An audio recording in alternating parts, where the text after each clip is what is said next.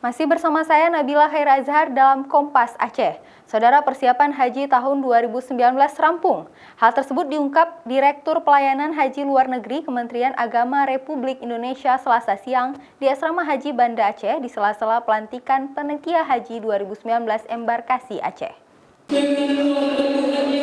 Seluruh tahapan dan pemberkasan sudah mencapai 90% untuk kesiapan haji tahun ini.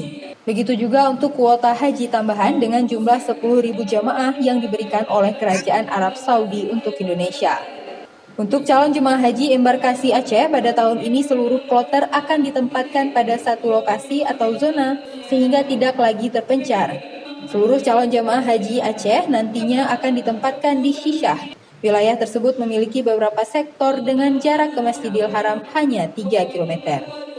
Saat ini petugas haji baik dalam negeri maupun luar negeri terus bekerja mempersiapkan segala kebutuhan calon jemaah haji, termasuk persiapan menu makanan pada tahun ini yang akan menyajikan makanan khas Indonesia sehingga calon jemaah haji mudah dalam menyesuaikan makanan di tanah suci nantinya.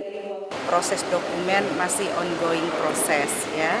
Dan juga embarkasi, debarkasi, penerbangan semua sudah ditetapkan juga. Sekarang ini pelantikan PPIH embarkasi, jadi petugas-petugas sudah disiapkan, baik petugas embarkasi maupun petugas di Arab Saudi.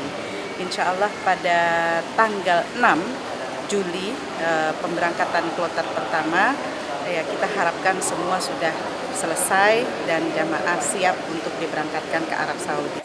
Saat ini jamaah haji baik embarkasi Aceh maupun embarkasi provinsi lainnya di Indonesia sedang dalam masa pengurusan visa dan paspor.